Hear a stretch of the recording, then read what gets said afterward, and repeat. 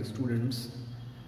तो आज के वीडियो सेगमेंट में हम फर्स्ट चैप्टर से कुछ न्यूमेरिकल्स करने की कोशिश करते हैं और वो न्यूमेरिकल्स कूलम्स लॉ या उसके आसपास बेस पे डिपेंड होंगे। पहला क्वेश्चन है which is bigger a coulomb और a charge on an electron.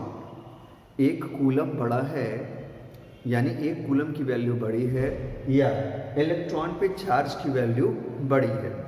अब आपको आंसर तुरंत पता चल गया होगा कि भैया एक कूलम बड़ा है क्योंकि बहुत सारे चार्ज मिलने के बाद कूलम में कन्वर्ट होते हैं। खैर इसका पूरा कंप्लीट क्वेश्चन पढ़ लेते हैं। How many electronic charges form one coulomb of charge. आपको तुरंत आंसर पता चल गया। ठीक है, solution a coulomb of charge is bigger, ठीक है, then the charge on an electron. अब अगर हम ये कह ही रहे हैं तो ये प्रूव भी करना पड़ेगा। तो ठीक है भाई, तो एक इलेक्ट्रॉन पे जो चार्ज होता है वो है 1.6 into 10 to the power minus 19। 1.6 into 10 to the power minus 19 coulomb. अब एक कूलम की बात करें, number of electronic charges in one coulomb, तो क्या होता है, बेसिक क्या होता है, Q is equal to N into E. आपने पढ़ा है सिंस Q यानी charge is equal to N into E, number of electrons. ठीक है, और यहाँ पे E की वैल्यू आपको पता है। ठीक, और Q कितना है 1, Q की वैल्यू भी है 1। तो हम नंबर पता कर सकते हैं भाई, हमें क्या निकालना है, number of electronic charges. Therefore n is equal to Q upon E। Q की वैल्यू है 1 और E की वैल्यू है 1.6 into 10 to the power 1.6 into 10 to the power minus 90। इसी वैल्यू को हमने डायरेक्टली यहाँ पुट कर दिया है। ये समझ में आ गया ना आपको, इसी वैल्यू को हमने डायरेक्टली रख दिया है और फिर इसको सॉल्व कर दिया। अब ये क्योंकि 1 upon 1.6 into 10 to the power minus 19 है तो ये ऊपर जाएगा जब तो प्लस हो जाएगा, 10 रेज टू द पावर 19 हो गया। अब ये यूनिट बहुत बड़ी हो गई, ये 1 है, ये 1 अपॉन 1.6 है। अगर हम नंबर्स को आगे बढ़ाएंगे 100 हो जाएगा और ये है 1 अपॉन 60। ठीक है, और अगर इसको आप डिवाइड करेंगे ये हो जाएगा 16625 अप्रोक्सीमेटली ये नंबर आएगा। ठीक है, यानी 0.625 और यहाँ सॉल्यूशन में यह लिखा है 0.625 into 10 raise to the power 19। ये बहुत बड़ा नंबर है। अगर आप इसको चाहें तो मॉडिफाई करके 6.25 into 10 raise to the power 18 ऐसे भी लिख सकते हैं। इतने इलेक्ट्रॉनिक चार्जेस एक कूलम में प्रेजेंट होंगे, इतने इलेक्ट्रॉनिक चार्जेस एक कूलम में प्रेजेंट होंगे। जबकि एक इलेक्ट्रॉन पे वैल्यू अगर हम देखें भाई, एक चार्ज जो एक इलेक्ट्रॉन की बात कर रहे हैं तो उस पर जब हम वैल्यू देख रहे हैं तो ये 1.6 into 10 raise to the power minus 19 coulomb तक, बहुत ज़्यादा छोटा है, ये बहुत ज़्यादा बड़ा है।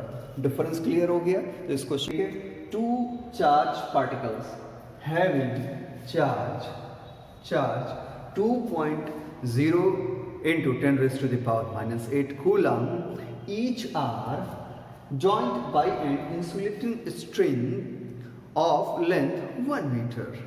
ठीक है, and the system is kept on a smooth horizontal table, यानी बराबर बराबर रखा गया है। 1 मीटर की दूरी है, r की डिस्टेंस हो गई 1 मीटर और दोनों की वैल्यू यानी हर एक की वैल्यू, ईच मतलब पहले वाले Q1 की वैल्यू Q2 की वैल्यू, दोनों की वैल्यू यही होगी सेम टू सेम, यानी कहीं चेंज नहीं आना है। ओके, तो लिखा है कि find the tension in the string. Tension का मतलब फोर्स, समझ में आ गया? अब आप समझ गए। तो सॉल्यूशन, Q1 की वैल्यू कितनी है 2 into 10 to the power minus 8 coulomb. Q2 की वैल्यू कितनी है 2 into 10 raise to the power minus 8 coulomb. R कितना है 1 metre. Okay, therefore force that is tension is equal to 1 upon 4 pi epsilon naught Q1 into Q2 upon R square। ठीक है, रख दीजिए values, ये हो गया 9 इंटू 10⁻⁹ कूलम इंटू ये हो जाएगा Q1 की वैल्यू है 2.0 इंटू 10⁻⁻8, ठीक है, multiplied by Q1 into Q2 है ना, Q2 की वैल्यू भी कितनी हो जाएगी 2.0 इंटू 10⁻⁻8 कूलम, ठीक है, क्योंकि इतनी ही दोनों की वैल्यू दी है, डिवाइडेड बाई 1 स्क्वायर, तो ये हो गया कूलम अपॉन मीटर। अब फोर्स है तो न्यूटन में कन्वर्ट हो जाएगा, ठीक है, ये वैल्यू। अब इसको सॉल्व किया जा सकता है, ये 2 और ये 2 जो 4 और ये है 9, तो 9 इंटू 4, और जितने पावर है उनको एक साथ कर लीजिए, पॉजिटिव पावर को पहले लिख लीजिए, मतलब 10⁻⁹, और नेगेटिव पावर यानी 8 और 8 हो जाएगा 16, और ये हो जाएगा -16 डिवाइडेड बाई 1, और ये हो जाएगा न्यूटन। समझ में आ रहा है ना? यहाँ तक तो एकदम मुझे लगता है बहुत सिंपल सा है। अब ये 16 है और ये 9 है, पहले मल्टीप्लाई कर लीजिए, ये हो जाएगा 36 इंटू 7 10⁻⁻7 न्यूटन।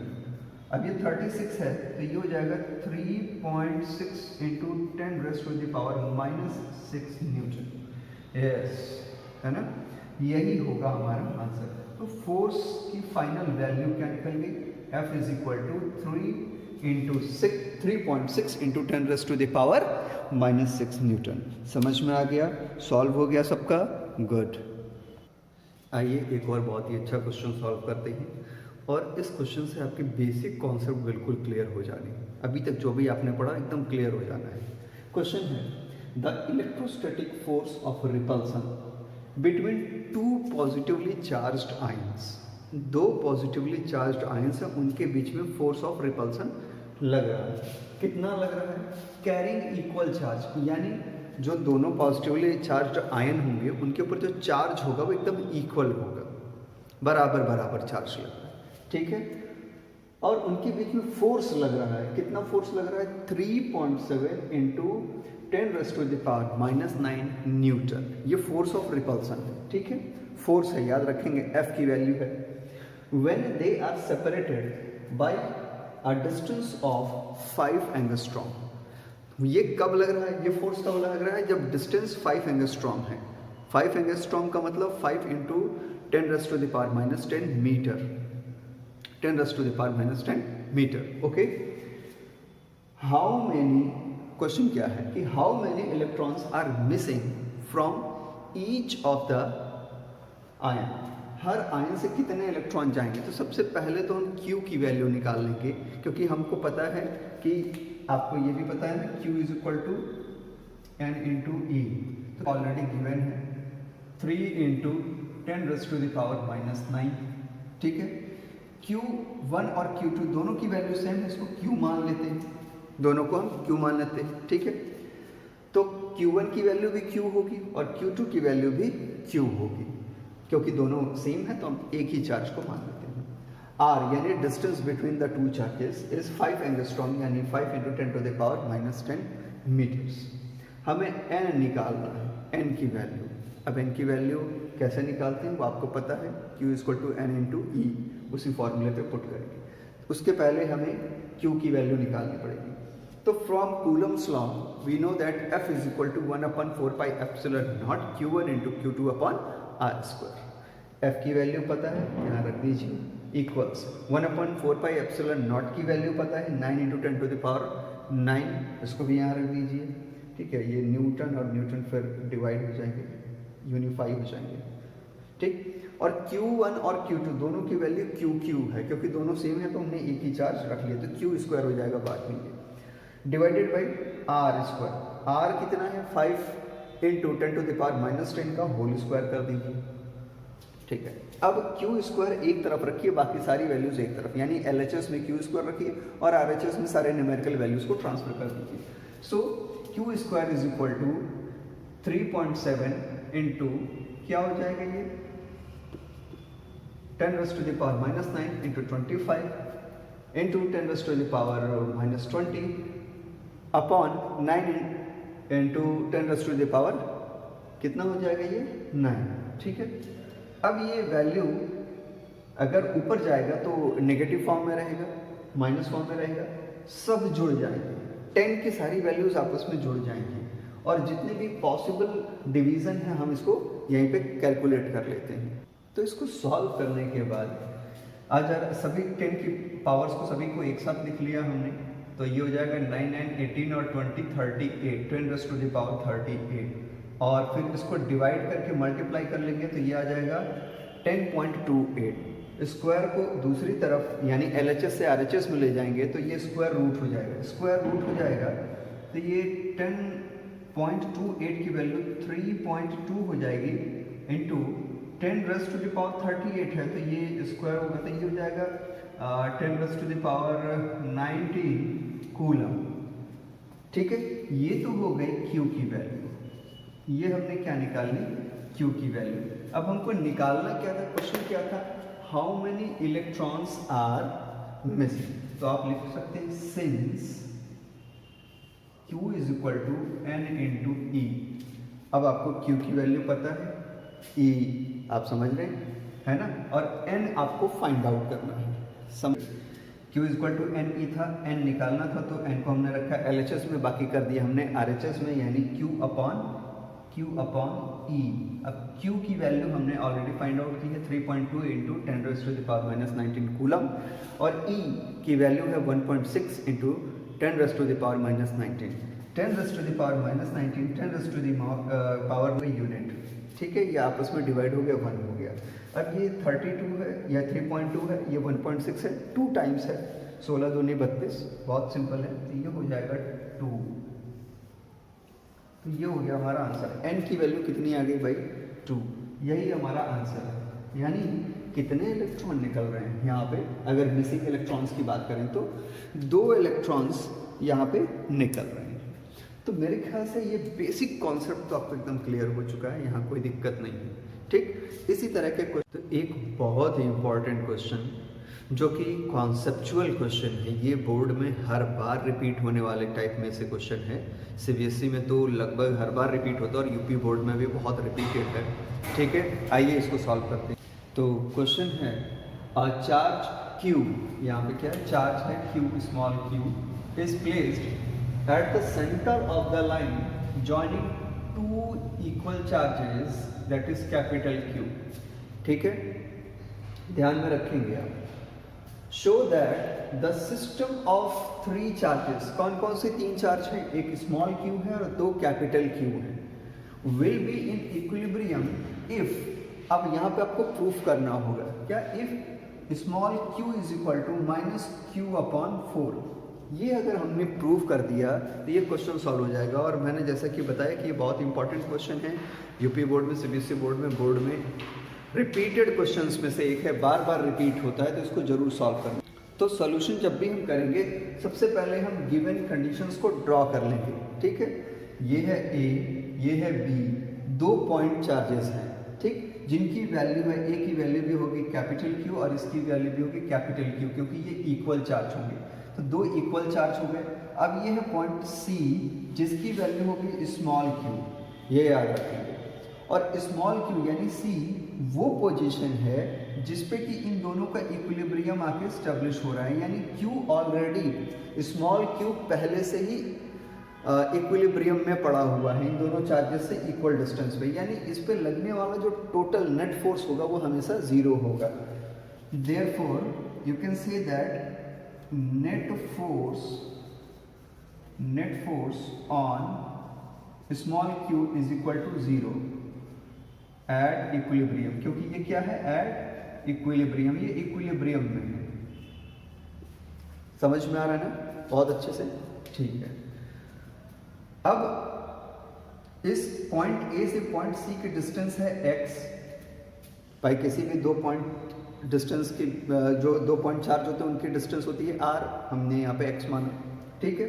C और B के बीच की डिस्टेंस होगी x, तो कैपिटल Q और कैपिटल Q यानी A और B के बीच की डिस्टेंस x प्लस x यानी 2x हो गई। कितनी हो गई, 2x। अब अगर हम चाहते हैं कि ये तीनों इक्विलिब्रियम में हो तो क्या करना होगा भाई, अब तीनों इक्विलिब्रियम में कब होंगे? जब इन पे लगने वाला नेट फोर्स जीरो होगा। कोई भी सिस्टम इक्विलिब्रियम में कब होगा? जब उस पे लगने वाला नेट फोर्स जीरो होगा। ओके, ठीक है, यहाँ तक समझ में आ गया है। अब देखिए क्या है कि हम चाहते हैं कि ये तीनों चार्ज ए, बी और सी, ये जो तीनों पॉइंट चार्जेस हैं, यानी capital Q, small Q, capital Q, ये इक्विलिब्रियम में हों, ऐसा हमको प्रूव करना है। तो क्या इसके लिए कंडीशन क्या होगी कि तीनों चार्ज पे नेट फोर्स जो हो वो जीरो हो। नेट फोर्स क्या हो? जीरो। ठीक, इसी पॉइंट को हम मान के चलते हैं कि ये नेट फोर्स कितना है? जीरो है। ठीक, तो पॉइंट बी, ये जो पॉइंट बी है, इस पे टोटल लगने वाला फोर्स कितना होगा? जीरो होगा। पॉइंट सी, इस पे लगने वाला फोर्स कितना होगा? जीरो होगा, ये तो ऑलरेडी इक्विलिब्रियम में ही है। और पॉइंट ए पे लगने वाला फोर्स कितना होगा? जीरो होगा। अगर इन तीनों को इक्विलिब्रियम में रहना है तो तीनों पे क्या होगा कि फोर्स जीरो होगा। क्लियर हो गया ना? तो हम अब इसी को आगे मान लेते हैं कि इस पे लगने वाला फोर्स जीरो है। Therefore the net force which is acting here is equal two is what? 1/4 pi epsilon naught Q into Q, है ना, capital Q into small Q, Q into q upon x square, plus इस पे और कौन सा force लग रहा है? ये इसकी वजह से भी तो लग रहा है, plus 1/4 pi epsilon naught Q into Q, है ना, capital Q into capital Q upon ये टोटल डिस्टेंस का स्क्वायर यानी 2x का होल स्क्वायर। ओके, तो फिर से समझिए, force acting on, now the total force which is acting on the point B is what? The force on B due to C and the force on B due to A.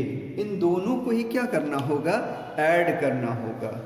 और इन दोनों को जब add करेंगे तो ये कितना होगा? Zero होगा, क्योंकि नेट फोर्स कितना होना है? जीरो होना है। सो 1/4 pi epsilon naught Q into Q, that is capital Q small q upon x square, plus 1/4 pi epsilon naught Q into Q, that is capital Q upon 2x का whole square. अब क्या करना है भाई?